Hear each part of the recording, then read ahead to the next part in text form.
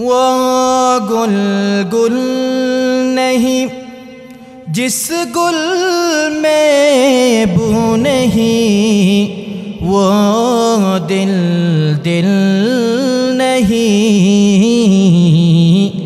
जिस दिल में अल्लाह नहीं। बलगल उला बी कमालिही कशफत दुजा बी जमालिही हसनत जमीउ खिसालिही सल्लु अलैहि व आलिहि। फ़क़ीरु का मल्जा ज़ईफ़ु का मावा,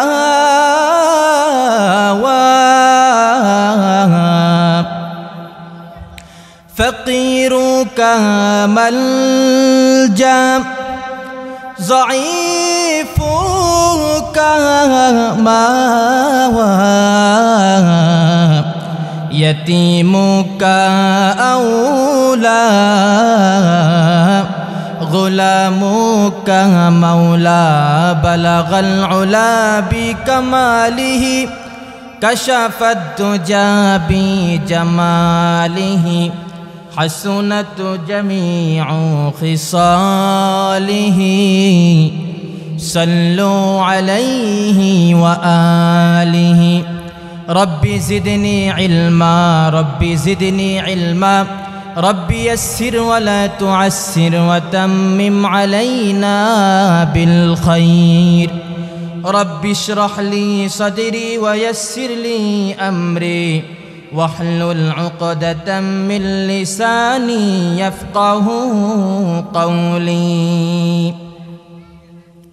अल्हम्दुलिल्लाह, महान अल्लाह सुब्हानहु व ताआलार दरबारे लाखों कोटि शुक्रिया एवं अगणित प्रशंसा आदाय करছি যে মহান মনিব আমাদেরকে অশান্তময় পৃথিবীর অশান্তময় পরিবেশ থেকে মুক্ত করে গুনাহে ভরপুর পাপ পঙ্কিলতায় পরিপূর্ণ সমাজের ঘোর আধার থেকে অমানিশা থেকে জুলুমাত থেকে রহমতের হাত ছানি দিয়ে যে মহান মনিব আমাদেরকে দুনিয়ার মাটিতে নবী করিম সাল্লাল্লাহু আলাইহি ওয়াসাল্লামের ভাষায় सर्वोत्तम एवं सर्वोत्कृष्ट जायगा कुरआन हदीसের मजलिसे उलामाए केरामेर महफिले आशार बसार तौफिक जे महान मनिब आमादेरके दान करेछेन इनायत करेछेन आमरा आसते पेरे बसते पेरे से महान मनिबेर दरबारे महान मनिबेर शिखानो भाषाय आकाश बातास मुखरित करे आमरा सकलेई कालिमातुश शुकुर आदाय करी बोली आलহামদুলিল্লাহ। सम्मानित मुसल्लियाने केराम, गुनाह एक भयाबह जिनिस। এই गुनाह যখন আমরা করি তখন এই গুনাহের প্রভাব আমাদের উপরে পড়ে। এই গুনাহের প্রভাব একদিন আগে হোক বা একদিন পরে হোক বা আপনার এক বছর পরে হোক, গুনাহের প্রভাব আপনার উপরে পড়বেই, কিংবা আপনার ফ্যামিলির উপরে পড়বে। যখন বাবা গুনাহের কাজে লিপ্ত হয়ে যায়, মুবতালা হয়ে যায়, তখন এই বাবার ঔরসে যেই সমস্ত সন্তান পৃথিবীতে আসে ওই সমস্ত সন্তান নির্লজ্জ হয়। কি হয় ভাই? নির্লজ্জ হয়। তাদের শরম অটোমেটিকভাবে এই শরম উঠে যায়। এজন্যে গুনাহ একটি ভয়াবহ জিনিস। এই গুনাহের নাপাকি যেন আমাদের শরীরে কোনোভাবে স্পর্শ করতে না পারে সেদিকে আমাদেরকে সজাগ দৃষ্টি রাখতে হবে। একবার এক পিতা তার সন্তানকে নিয়ে বাজারে রওনা হয়েছে। তো বাজারে যখন সন্তান যাচ্ছে, ছোট্ট সন্তান, তখন এই সন্তান করল কি, বাবার অবর্তমানে বাবার আড়ালে একটি বড়ই গাছ থেকে ছোট্ট একটি বড়ই পেড়ে মুখের মধ্যে ঢুকিয়ে খেয়ে ফেলেছে। বাবা এটা দেখে ফেলেছে। বাবা সন্তানকে কিছুই বলে নাই। বাবা ডাইরেক্ট বাড়িতে গিয়ে সন্তানের মাকে জিজ্ঞেস করলো, তুমি বলো, তুমি আমার এই সন্তানকে গর্ভে ধারণ করার সময় তুমি কোনো গুনাহের কাজ করেছিলে কিনা? কই স্বামী, আপনি এই কথা কেন বলছেন? আজকে আমি আমার সন্তানকে বাজারের দিকে রওনা হয়েছি নিয়ে, কিন্তু আজকে আমার অবর্তমানে কেন সে একটি গাছের ফল চুরি করে কেন ভক্ষণ করলো? নিশ্চয়ই তুমি কোনো গুনাহের কাজ করেছ। তখন মা বলল যে আমার এই সন্তান যখন গর্ভের ভিতরে, তখন আমি একদিন ক্ষুধার তাড়নায় অমুক ব্যক্তির গাছের একটি বড়ই পেরে এই বড়ই ভক্ষণ করেছিলাম। দেখেন, মা এই সন্তানকে পেটে ধারণ করে বড়ই ভক্ষণ করার কারণে সন্তান পৃথিবীতে এসে কি করল? আপনার বাবার অবর্তমানে চুরি করে বড়ই ভক্ষণ করেছে। এজন্যে গুনাহ থেকে আমাদেরকে হেফাজত থাকতে হবে। তো কিছু কিছু গুনাহ আছে, এই গুনাহগুলো আল্লাহ রাব্বুল আলামিন কি করেন না, কখনো মাফ করেন না। অনেক গুনাহ আছে আল্লাহ রাব্বুল আলামিন মাফ করে দেন, কিন্তু কিছু কিছু গুনাহ আছে এগুলো কি করেন না, আল্লাহ তাআলা সহজে মাফ করেন না। তার মধ্যে অন্যতম একটি গুনাহ হচ্ছে শিরিকের গুনাহ। কিসের গুনাহ ভাই বলেন? আমরা তো মাদ্রাসায় ছাত্রদেরকে পড়াই, যখন ছাত্রদেরকে কোনো একটা কিতাব পড়াই তখন বারবার জিজ্ঞেস করি যে আমার ছাত্রগুলো আমার কিতাবের পড়াটা বুঝলো কিনা। এজন্যে আমিও বারবার আপনাদেরকে জিজ্ঞেস করব, এটা কি আপনার কষ্ট হবে? অনেক বলেন কষ্ট হবে। তো আল্লাহ রাব্বুল আলামিন সব গুনাহ মাফ করেন, কিন্তু যেই সমস্ত গুনাহ আল্লাহ রাব্বুল আলামিন মাফ করেন না তার মধ্যে অন্যতম গুনাহ কিসের গুনাহ? শিরিকের গুনাহ। শিরিক মানে অংশীদারিত্ব সাব্যস্ত করা, আল্লাহর জায়গায় আল্লাহর সাথে আরও ইলাহ উপাস্য যুক্ত করা, এটাকে বলা হয় শিরিক। তো এই শিরিকের গুনাহ আল্লাহ রাব্বুল আলামিন কখনো কি করেন না বলেন? আল্লাহ তাআলা মাফ করেন না। এটা আমার কথা না, আল্লাহ রাব্বুল আলামিন সূরাতু নিসা 48 নম্বর আয়াতে আল্লাহ রাব্বুল আলামিন বলেন, আল্লাহ রাব্বুল আলামিন বলেন, ইন্নাল্লাহা লা ইয়াগফিরু আন ইউশরাকা বিহি ওয়া ইয়াগফিরু মা দুনা যালিক ويغفر ما دون ذلك لمن يشاء ومن يشرك بالله فقد ضل ضلالا بعيدا। আমার ভাইরাম, আমার কলিজার টুকরা মুসলমান ভাইরাম, আল্লাহ রাব্বুল আলামিন বলেন, ইন্নাল্লাহা লা ইয়াগফিরু আন ইউশরাকা বিহি ওয়া ইয়াগফিরু মা দুনা যালিক। হে আমার বান্দারা, তোমরা যত গুনাহ করো আমি আল্লাহ রাব্বুল আলামিন চাইলে তোমাদের সমস্ত গুনাহ মাফ করে দিতে পারি, কিন্তু তোমরা যদি শিরকের গুনাহর মধ্যে যদি তোমরা লিপ্ত হয়ে যাও, তাহলে আমি আল্লাহ রাব্বুল আলামিন কোনোদিন তোমাদের শিরকের গুনাহ মাফ করব না। আমার ভাইরা, এবং আল্লাহ রাব্বুল আলামিন বলেন, কোন বান্দা যখন শিরকের মধ্যে লিপ্ত হয়ে যায়, আল্লাহ রাব্বুল আলামিন তাকে গুমরাহির চরম পর্যায়ে পৌঁছে দেন। গুমরাহির এমন অন্ধকারের মধ্যে আল্লাহ রাব্বুল আলামিন তাকে পৌঁছে দেন, ওই অন্ধকারত্ব জায়গা থেকে ওই ব্যক্তি কোনোভাবেই সে জান্নাতের রাস্তা থেকে ফিরে আসতে পারে না। এজন্যে আমরা কখনোই শিরকের গুনার মধ্যে লিপ্ত হব না। আমার ভাইয়েরা, হিন্দুরা করে দুর্গা পূজা, কিন্তু আমরা এমন মুসলমান আজ হয়ে গেলাম, মুসলমানের ঘরে জন্ম হয়ে আমাদের নাম হলো মুসলমান, কিন্তু আজকে মুসলমান নাম ধারণ করে আমরা অনেকেই দরগা পূজার মধ্যে লিপ্ত আছি কিনা বলেন? আমরা অনেকেই দরগা পূজার মধ্যে লিপ্ত হয়ে যায়, কিছু হলেই শুধু বাবার দরবারে দৌড়ে যায়, গিয়ে বলে, বাবা আমার সন্তান হয় না, আপনি আমাকে সন্তান দান করেন। আপনি বলেন, আপনি যদি সারা জীবন যদি এই ব্যক্তির কাছে ওই মাজারে গিয়ে ওই মুর্দা পীরের কাছে যদি সন্তান চান, তাহলে ওই সন্তান কি আপনি পাবেন? বলেন, একটা আওয়াজ করে বলেন, পাবেন? ঠিক এই কথাটা আল্লাহ রাব্বুল আলামিন সূরাতুর রাদের মধ্যে আল্লাহ রাব্বুল আলামিন বলেন, আল্লাহ রাব্বুল আলামিন বলেন, লাহু দাওয়াতুল হক والذين يدعون من دونه لا يستجيبون لهم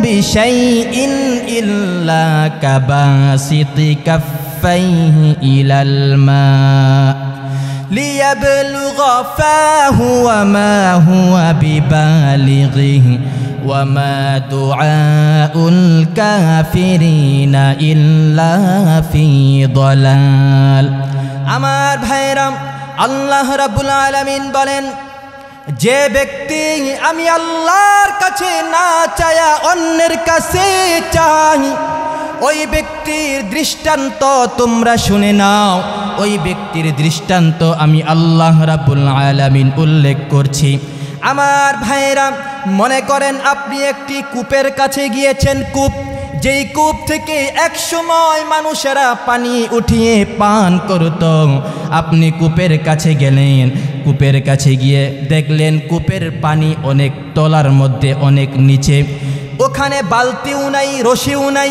আপনি যদি ওই কূপের দিকে তাকায়া পানিকে বলতে থাকেন ও পানি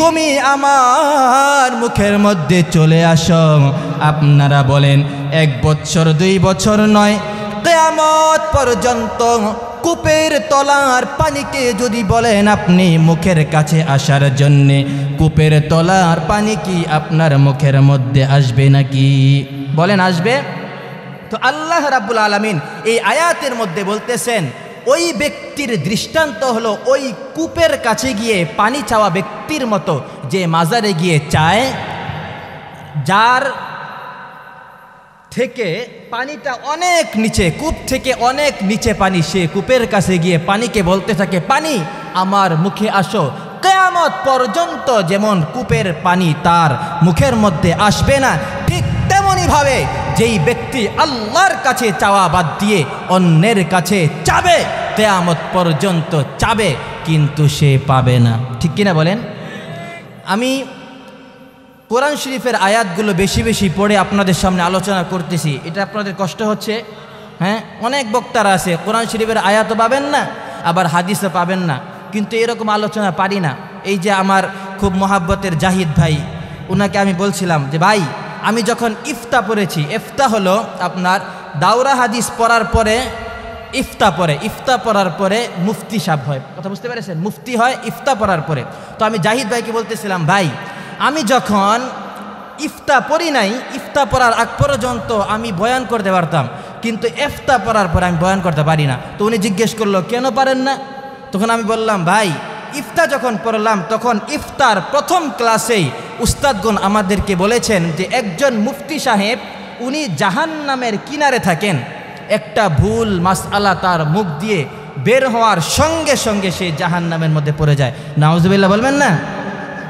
তো হুজুরা বলেছেন এজন্যে হুজুর বলেছেন যখনই কথা বলবে চেষ্টা করবে দলিল ভিত্তিক কথা বলার জন্যে কোরআন এবং হাদিস থেকে কথা বলার জন্যে একটা কথা শুনছো আর বলে দিবে এটা যেন কি না হয় তো আমি যখন ইফতা পড়লাম ইফতা পড়ার পর থেকে আর বয়ান করতে পারি না আর যা বলি আল্লাহ তাআলা কোরআনে কি বলেছেন ওখান থেকে নকল করি নবীজি সাল্লাল্লাহু আলাইহি ওয়াসাল্লাম হাদিস শরীফের মধ্যে কি বলেছেন এগুলো নকল করে আমি মানুষদেরকে শোনাই আপনাদের কষ্ট হচ্ছে কোরআন এবং হাদিসের কথা খারাপ লাগলেও কি আমাদের শুনতে হবে কারণ এর ভিতরেই আমাদের জন্য কল্যাণ রেখেছেন কে এই কোরআন আল্লাহ রাব্বুল আলামিন আমাদেরকে দান করেছেন আল্লাহ রাব্বুল আলামিন ইচ্ছা করলে অন্য সৃষ্টিকে এই কোরআন দিতে পারতেন কিনা আমাদেরকে এই কোরআন নামক দৌলত আল্লাহ পাক আমাদেরকে দেওয়ার আগে আসমানকে দিতে চেয়েছিলেন আসমান নিতে অস্বীকার করলো আল্লাহ পাক জমিনকে দিতে চেয়েছিলেন জমিন বলল কোরআন নেওয়ার ক্ষমতা শক্তি আমার মধ্যে নাই তারপর আল্লাহ রাব্বুল আলামিন পাহাড়কে দিতে চেয়েছিলেন পাহাড় বলল আল্লাহ এই কোরআন নেওয়ার মতো শক্তি আমার মধ্যে নাই এই কোরআন যদি আপনি আমাকে দেন তাহলে আমি একদম গলে নিঃশেষ হয়ে যাব পানি পানি হয়ে যাব এই পাহাড় পর্যন্ত কোরআন নিতে অস্বীকার করলো কিন্তু দেখেন পাহাড় শক্তিশালী না মানুষ শক্তিশালী পাহাড় শক্তিশালী আমরা বলে পাহাড় শক্তিশালী বেশি নাকি মানুষ পাহাড় কি শক্তিশালী পাহাড় তারপর আসমান শক্তিশালী বেশি না মানুষ শক্তিশালী বেশি? আসমান শক্তিশালী। জমিন বেশি শক্তিশালী নাকি মানুষ শক্তিশালী? এই যে জমিনের উপরে বর্তমানে 200 কোটি মুসলমানই পৃথিবীতে বসবাস করে, এই মুসলমান ছাড়া অন্যান্য ধর্মের লোকের আছে কিনা বলেন? তো বিজ্ঞান বলে যে 800 কোটির উপরে মানুষ এই জমিনের ঘাড়ের উপরে, জমিনের পিঠের উপরে বসবাস করে।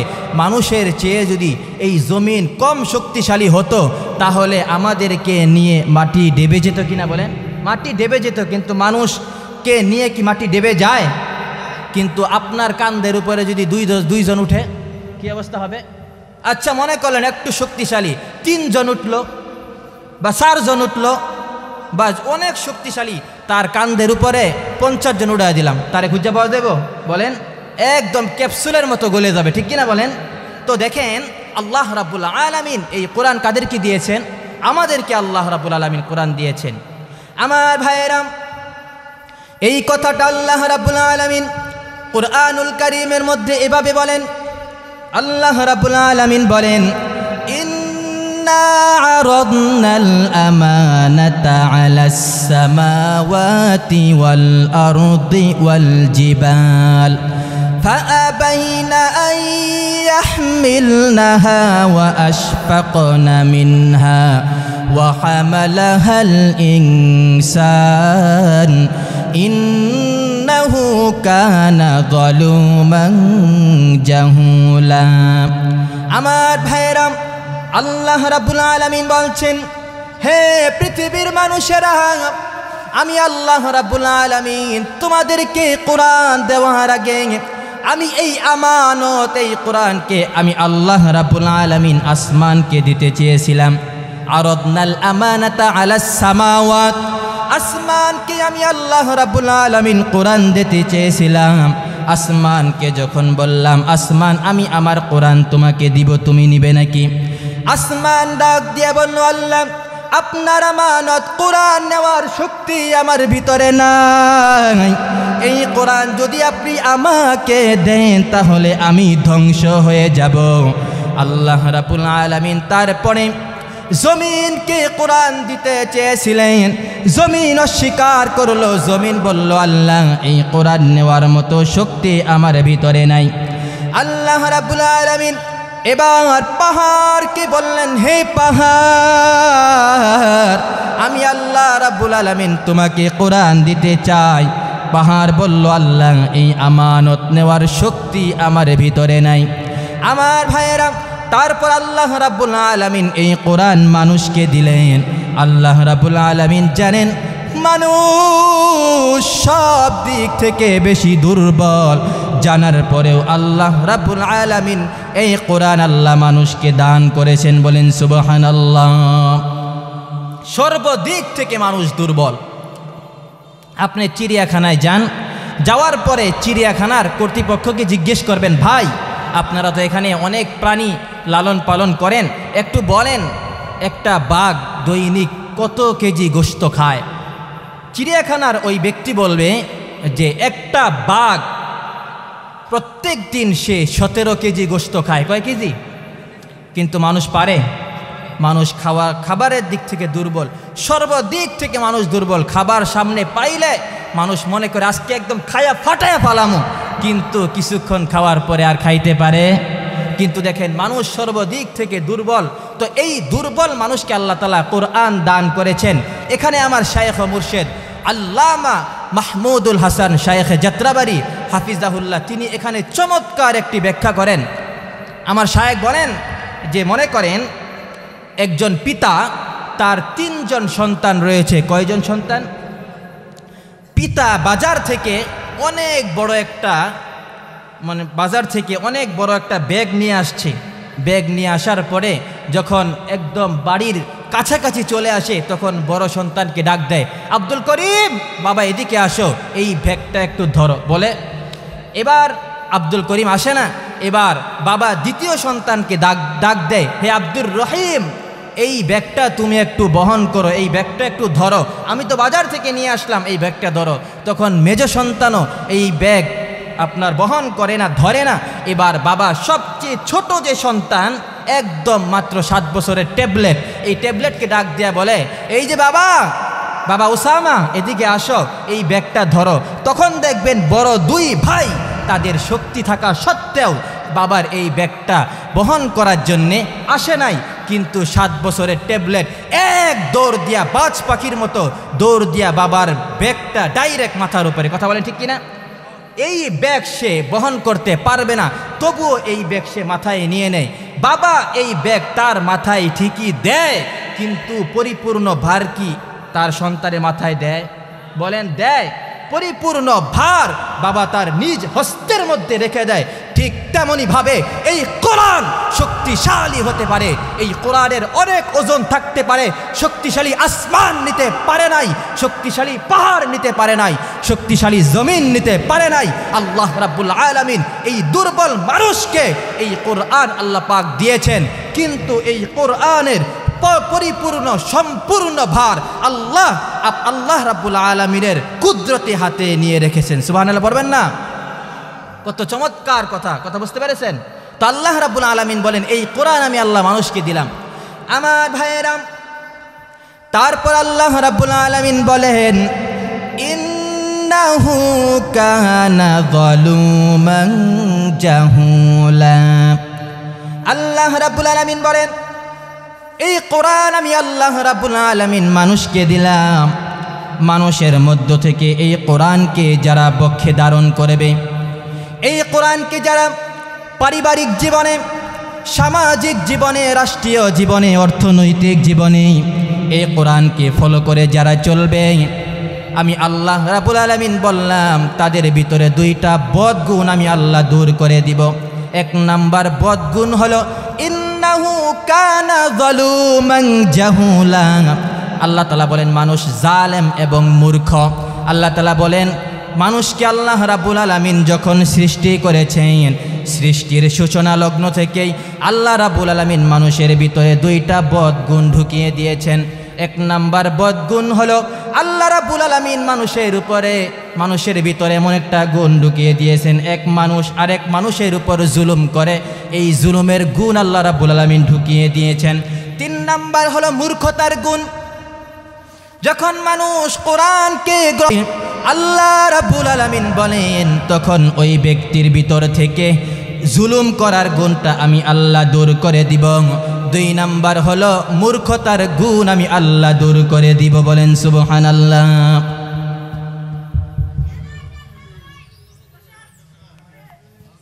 আমরা সকলে জিকির করি, লা ইলাহা ইল্লাল্লাহ, লা ইলাহা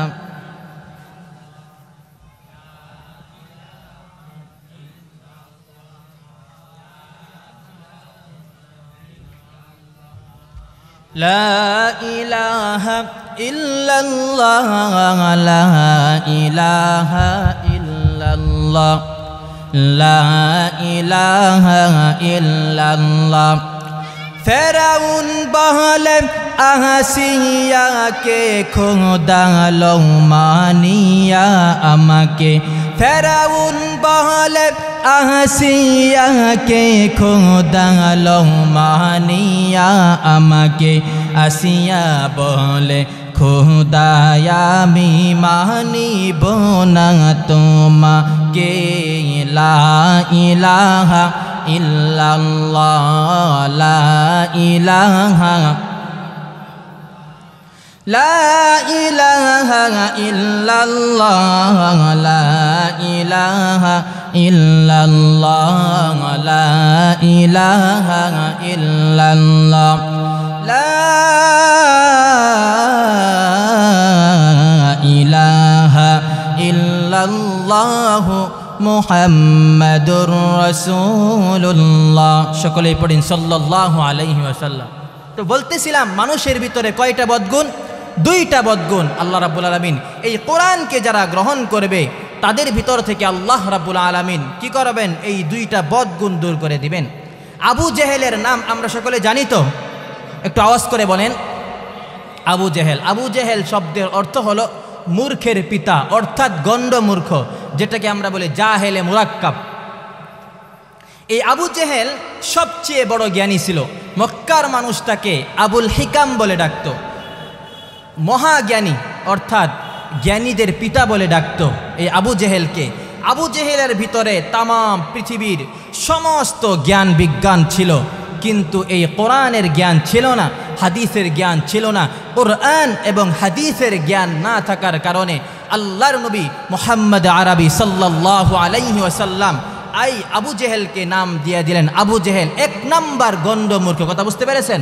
তো এই কোরআন আল্লাহ রাব্বুল আলামিন আমাদেরকে দিয়েছেন, এই কোরআনকে আমানত হিসেবে আল্লাহ আমাদের কাছে দিয়েছেন।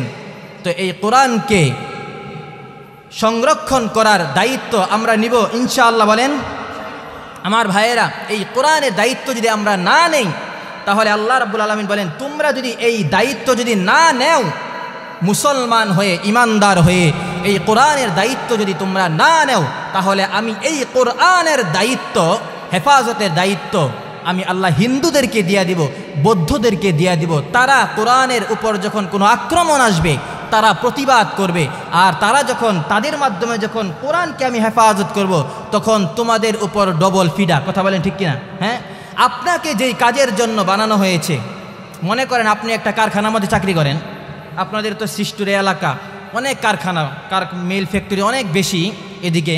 মনে করেন আপনি এক কারখানা বা মিল ফ্যাক্টরির চাকরি করেন, কিন্তু আপনি নিয়মিত কি করেন না, ডিউটি পালন করেন না। তখন মালিক কি করলো, তার বাড়ি থেকে আরেকজন আইন না আপনার দায়িত্ব পালন করার জন্য কোনো রকম খালি রাখছে। এখন বলেন আপনি পরবর্তী যখন যাবেন তখন আপনার জন্য ডবল পানিশমেন্ট। কথা বলেন ঠিক কিনা? আপনি বলে যান নাই, আপনি দায়িত্ব পালন করেন নাই, আপনার দায়িত্ব আরেকজনকে দিয়ে পালন করা হয়েছে। ঠিক তেমনইভাবে আল্লাহ রাব্বুল আলামিন এই আমানত আমাদেরকে দিয়েছেন। এই আমানত যদি আমরা হেফাজত করতে না পারি, তাহলে আমাদের জন্য ডবল আযাবের ব্যবস্থা করেছেন কে? ব্যবস্থা করেছেন। যেমন দেখেন, কয়েক বছর আগে মুসলমানদের যখন ঈদের দিন মুসলমানরা যখন ঈদগাহে গিয়েছে, তখন ভারতের মধ্যে বসে বা বিদেশে বসে এক কুলাঙ্গার কোরআনকে আগুন দিয়ে জ্বালিয়ে পুড়ে সারখার করেছে, কোরআনের উপর পা রেখেছে। কোনো মুসলমান সেদিন প্রতিবাদ করে নাই, কিন্তু একজন হিন্দু ব্যক্তি, শিল্পী, হিন্দু শিল্পী, নাম তার নুকুল কুমার বিশ্বাস। এই নুকুল কুমার বিশ্বাস ওই দিনে ঈদের দিন এক চ্যানেলের মধ্যে গিয়ে, টিভির মধ্যে গিয়ে সে গানের মাধ্যমে, নগদ গান লিখে গানের মাধ্যমে সে এই কোরআনের প্রতিবাদ করেছে। নুকুল কুমার কি বলেছে দেখেন, যদি আগুন লেগে ধ্বংস হয়ে যায়, ধ্বংস হয়ে যায়, যদি আগুন লেগে ধ্বংস হয়ে যায় পৃথিবীর সব বইয়ের দোকান, তবু বিশ্ব থেকে হারাবে না পবিত্র কোরআন, তবু বিশ্ব থেকে হারাবে না পবিত্র কোরআন। কোনো মুসলমান লেখে না, একজন হিন্দু ব্যক্তি এটা লিখেছে। কোরআন কেমন করে করবে ধ্বংস আগুনের তেজ, কোরআন কেমন করে করবে ধ্বংস আগুনের তেজ, আছে বিশ্ব ভরা অগণিত কোরআনের হাফেজ, তারা ছাপিয়ে আসমানি গ্রন্থ, ছাপিয়ে আসমানি গ্রন্থ, বাঁচাবে ইসলামের মান, তবু বিশ্ব থেকে হারাবে না পবিত্র কোরআন, তবু বিশ্ব থেকে হারাবে না পবিত্র কোরআন। আমার ভাইয়েরা, এই কোরআনকে যদি আমরা বক্ষে ধারণ করতে পারি, কোরআন অনুযায়ী যদি আমরা আমাদের সমাজকে পরিচালনা করতে পারি, তাহলে আমাদের উপর রহমত, আমাদের উপর আল্লাহর দয়া আসবে কিনা বলেন? এর জন্য এক কবি বলেছেন, কোরআন শিক্ষা কর মুসলিম, কোরআন শিক্ষা কর, কোরআন শিক্ষা কর মুসলিম, কোরআন শিক্ষা কর, নোবেল নাটক ছেড়ে দিয়ে খোদার কালাম পড়, নোবেল নাটক ছেড়ে দিয়ে খোদার কালাম পড়, যার সিনাতে আছে কোরআন নাই তার কোনো ডর, যার সিনাতে আছে কোরআন নাই তার কোনো ডর, কোরআন ছাড়া হৃদয়খানি শয়তানেরই ঘর, কোরআন ছাড়া হৃদয়খানি শয়তানেরই ঘর, কোরআন মোদের মাথার মুকুট, কোরআন মোদের মূল, কোরআন মোদের মাথার মুকুট, কোরআন মোদের মূল। খোদার কোরআন ছেড়ো না ভাই হারাবে দুকুল, খোদার কোরআন ছেড়ো না ভাই হারাবে দুকুল।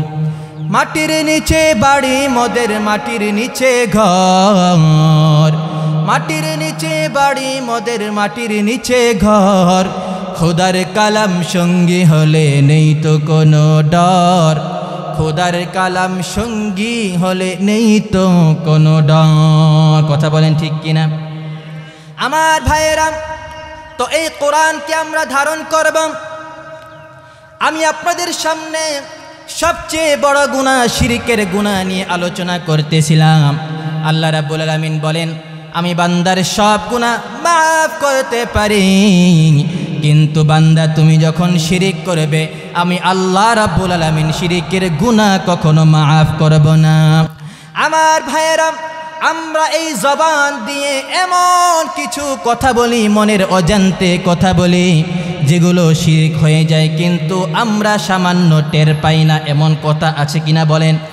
অথচ নবী করিম সাল্লাল্লাহু আলাইহি ওয়াসাল্লাম বুখারী শরীফের হাদিসের মধ্যে নবীজি সাল্লাল্লাহু আলাইহি ওয়াসাল্লাম বলেছেন, হে আমার উম্মত, যখন তুমি জবান দিয়ে কোনো কথা বলো, বেখেয়ালে যখন তোমার জবান দিয়ে এমন কথা বের হয়ে যায় যে কথাটা আল্লাহর সন্তুষ্টিমূলক কথা, ভালো কথা, তুমি যদি বেখেয়ালে ভালো কথা তুমি তোমার জবান দিয়ে বলে ফেলো, আল্লাহর নবী বলেন এই কথা বলার সঙ্গে সঙ্গে মহান আল্লাহ রাব্বুল আলামিন তোমার আমল নামায় নেকি লিখে দেন। বলেন সুবহানাল্লাহ।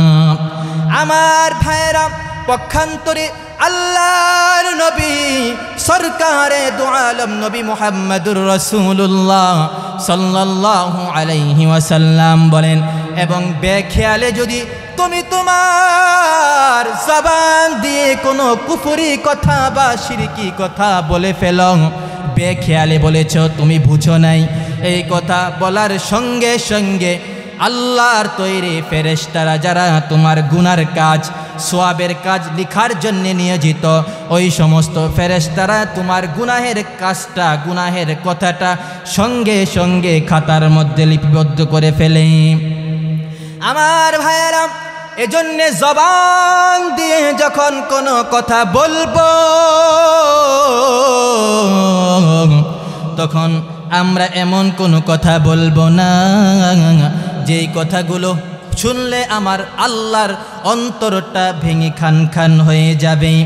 আমার ভাইয়েরা, আল্লাহ রাব্বুল আলামিন সূরাতু কাফের মধ্যে আল্লাহ রাব্বুল আলামিন বলেন, মা ইয়ালফিযু মিন কাউলিন ইল্লা লাদাইহি রাকীবুন আতীদ। আমার ভাইয়েরা, আল্লাহ রাব্বুল আলামিন বলেন, হে আমার বান্দা, তোমার মাথা থেকে পা পর্যন্ত প্রত্যেকটা অঙ্গ প্রত্যঙ্গের জন্য আমি আল্লাহ একজন করে ফেরেশতা নিয়োজিত করে দিলাম। কয়জন করে? প্রত্যেকটা অঙ্গের জন্য, মাথার চুল থেকে নিয়ে পায়ের পাতা পর্যন্ত প্রত্যেকটা অঙ্গের জন্য কয়জন করে ফেরেশতা? একজন করে ফেরেশতা। কেন? এই ফেরেশতাগুলো আমাদেরকে হেফাজত করে। কথা বলেন ঠিক কিনা? অনেক সময় মানুষ দেখা গেছে গাড়ির মধ্যে পড়ে যাবে কিন্তু একটুর জন্য বেঁচে যায়। কথা বলেন ঠিক কিনা? আমরা বলে ফেলি, হায় আল্লাহ, আমি যদি না দেখতাম তাহলে তো গাড়িটা আমার উপরেই উঠায় দিত, এমন কথা বলি কিনা? কিন্তু একবারও চিন্তা করি না স্বয়ং আল্লাহ রাব্বুল আলামিন কুদরতি হাতে আমাকে বাঁচিয়েছেন। কথা বলেন ঠিক কিনা? অথচ এই কথাটা সূরাতুর রাদের মধ্যে আল্লাহ তাআলা বলেন, ওয়া হুয়া ইয়াহফাযুনাহু মিন আমরিল্লাহ। তোমাদের মাথা থেকে পা পর্যন্ত প্রত্যেকটা অঙ্গের মধ্যে ফেরেশতা রয়েছে। এই ফেরেশতারা তোমাদেরকে প্রত্যেকটা বিপদ আপদ, বালা মুসিবত থেকে এই ফেরেশতাগুলো তোমাদেরকে হেফাজত করে। কথা বলেন ঠিক কিনা? আমরা অনেক সময় ঘুমাই রাতের বেলা, কিন্তু দেখবেন রাতের বেলা ঘুমাইছে আর সকালবেলা ঘুম থেকে উঠা দেখে তার কানের ভিতর দিয়ে তেলাপোকা ঢুকছে। এমন পাইবেন? বলেন না, পাবেন? একটু আওয়াজ করে বলেন না পাবেন? সবাই বলেন পাবেন। রাতের বেলা ঘুমাইছে, হঠাৎ করে টিকটিকি কান দিয়া ঢুকছে, ঘুম ভেঙে গেছে গা, টিকটিকি কান দিয়া ঢুকে মাথার ভিতরে ঢুকে গেছে, পাবেন? ছোট্ট মশা, এই মশা কান দিয়া ঢুকে গেছে মাথার ভিতরে, পাবেন? বলেন পাবেন? গত রাত্রের কথা, গত রাত্রে যখন ঘুমাইছি আমার বাড়িতে, আমি আপনাদের এই মাহফিলের যখন দাওয়াত পাইছি, এই মাহফিলের জন্য আসছি, আমার বাড়ি গফরগাঁও। তো যখন আমি রাতের বেলা ঘুমাইতে গেছি, তখন কি যেন অন্ধকারে, কারেন্ট নাই, আবার অন্ধকারে কি যেন এই জায়গায় বসছে, একদম রাতের শুরুতেই কি যেন মনে হয়েছে তেলাপোকার বাচ্চা। কিন্তু দেখেন সারা রাত্র ঘুমাইছি, এই তেলাপোকার বাচ্চা আপনার মশারির ভিতরেই ছিল। ইচ্ছা করলে তেলাপোকার বাচ্চা আমার কান দিয়ে ঢুকতে পারতো কিনা বলেন? কিন্তু আল্লাহ রাব্বুল আলামিন যে কোরআনের মধ্যে বলেছেন, ওয়া হুয়া ইয়াহফাযুনাহু মিন আমরিল্লাহ, আমি আল্লাহ তোমাদেরকে হেফাজত করি, আমি চিন্তা করি স্বয়ং আল্লাহ তার কুদরতি ফেরেশতা দিয়ে আমাকে হেফাজত করেছেন। কথা বলেন ঠিক কিনা? তো প্রত্যেকটা ক্ষেত্রেই আল্লাহ তাআলা আমাদেরকে হেফাজত করেন। আমার ভাইয়েরা, তো আমি বলতেছিলাম প্রত্যেকটা অঙ্গের মধ্যে আল্লাহ রাব্বুল আলামিন একজন করে ফেরেশতা নিয়োজিত রেখেছেন। কিন্তু এই জবানের ব্যাপারে আল্লাহ তাআলা বলেন, মা ইয়ালফিযু মিন কাউলিন ইল্লা লাদাইহি রাকীবুন আতীদ। আল্লাহ রাব্বুল আলামিন বলেন, হে আমার বান্দা, তুমি তোমার জবান দিয়ে এমন কোনো কথা বলতে পারো না, প্রত্যেকটা ব্যক্তির জবান দিয়ে কোনো কথা বের হয় না, যেই কথাটা দুইজন ফেরেশতা খাতার মধ্যে লিখে। কয়জন ফেরেশতা? আমরা এই জবান দিয়ে যত কথা বলি না কেন, আল্লাহ বলেন প্রত্যেকটা অঙ্গের জন্য একজন ফেরেশতা, আর এই জবানের মধ্যে আমি আল্লাহ দুইজন ফেরেশতা আমি আল্লাহ নিয়োজিত করে দিলাম। এই ফেরেশতাগুলো তোমরা জবান দিয়ে যেই সমস্ত কথা বলো, এই সমস্ত কথাগুলো এই দুইজন ফেরেশতা খাতার মধ্যে লিপিবদ্ধ করে ফেলে। এজন্য আমার ভাইয়েরা, জবান দিয়ে আমরা অনেক সময় এমন কথা বলে ফেলি, যেই কথাগুলো বলার কারণে সঙ্গে সঙ্গে আমরা মুসলমান থেকে বেঈমান হয়ে যাই।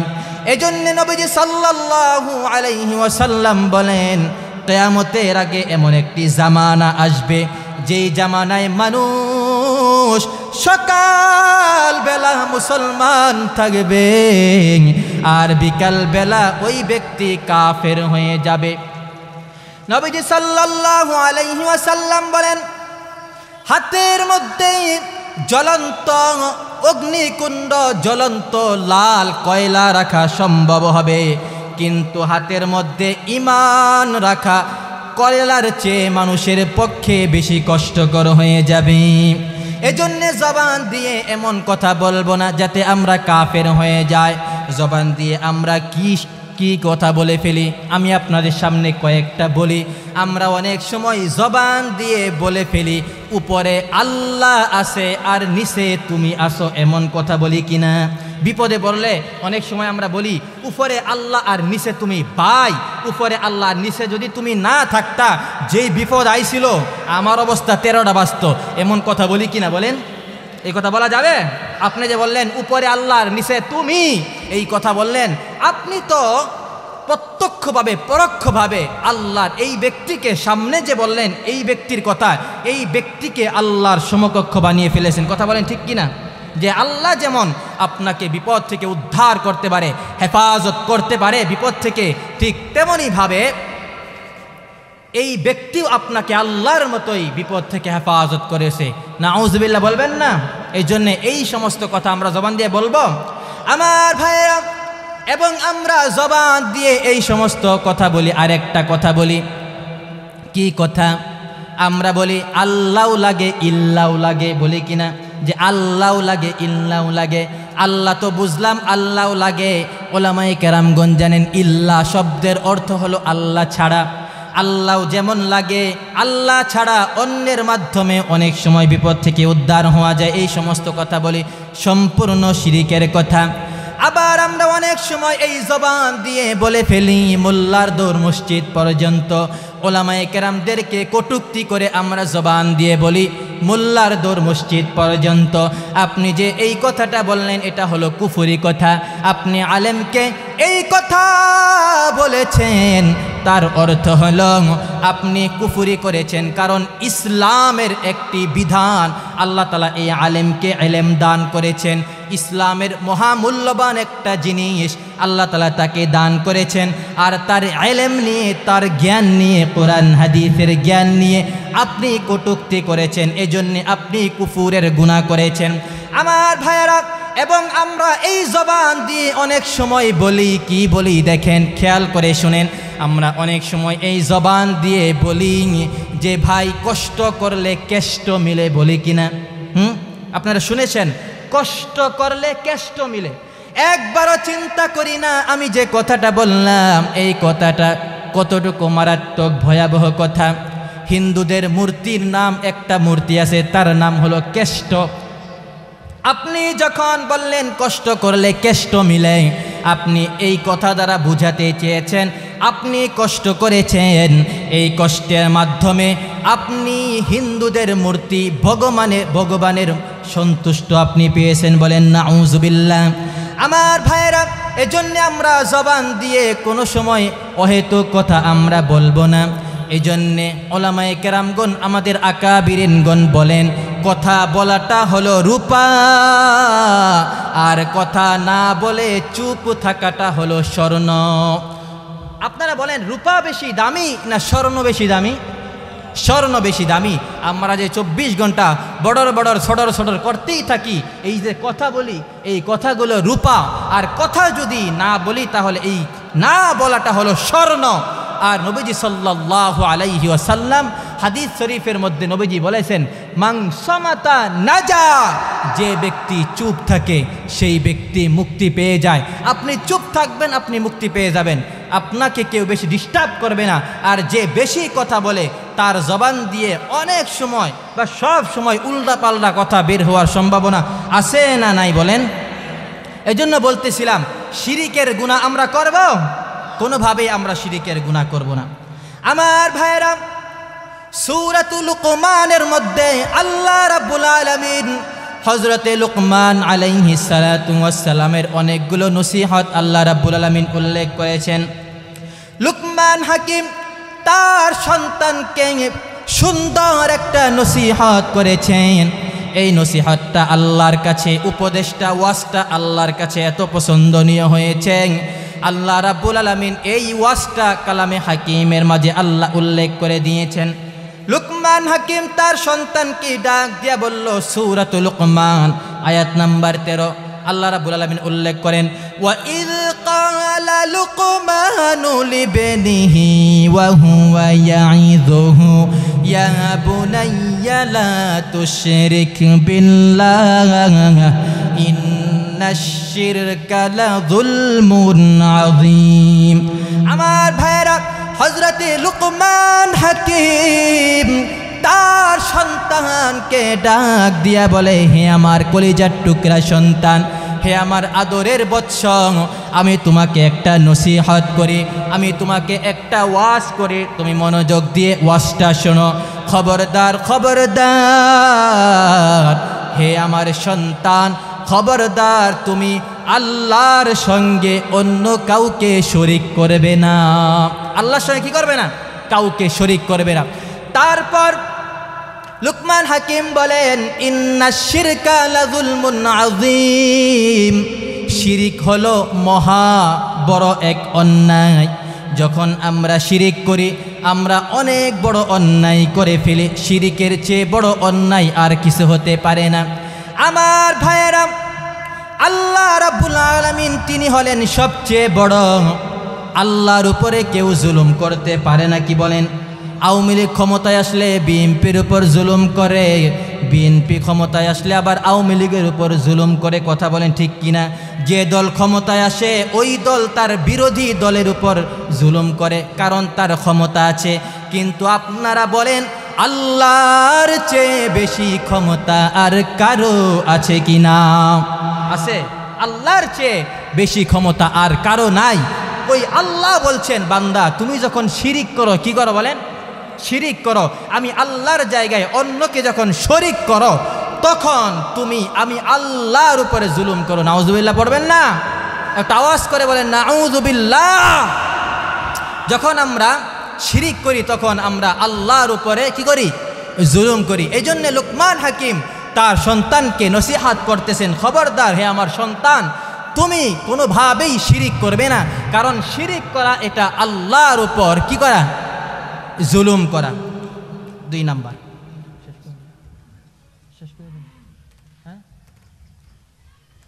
আমার ভাইয়েরাম, অন্য জায়গায় আল্লাহ রাব্বুল আলামিন বলেন, যখন মানুষ শিরিক করে, শিরিকের গুনাহ মানুষ যখন করে, এই শিরিকের গুনাহটা এমন গুনাহ যেই গুনাহটা আপনার পিছনের সমস্ত নেক আমল বরবাদ করে দিবে।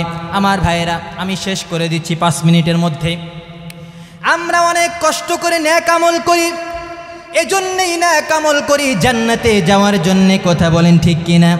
কিন্তু আপনি নেক কাজ করেছেন, কিন্তু যদি আপনি শিরিক করেন তাহলে শিরিক আপনার পিছনের সমস্ত নেক আমল ধ্বংস করে দিবে। এটা আমার কথা না, আল্লাহর কথা।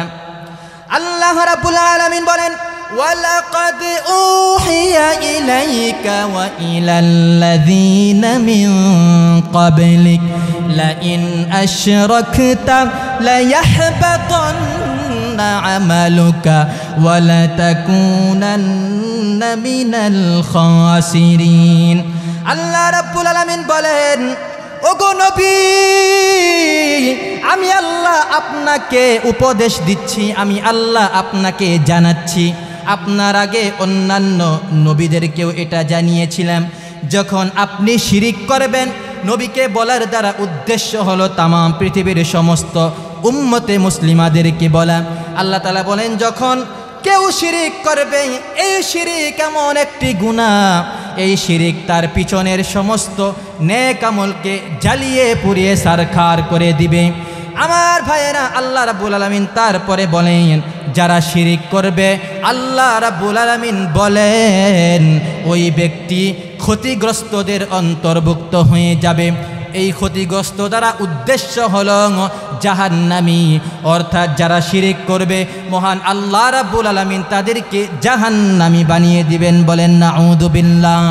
যেই কথাগুলো বললাম, এই কথাগুলোর উপর আল্লাহ রাব্বুল আলামিন আমাদের সব ভাইকে আমল করার তৌফিক আল্লাহ পাক আমাদেরকে দান করেন। বলেন আমিন। আর একটা আওয়াজ করে বলেন আমিন।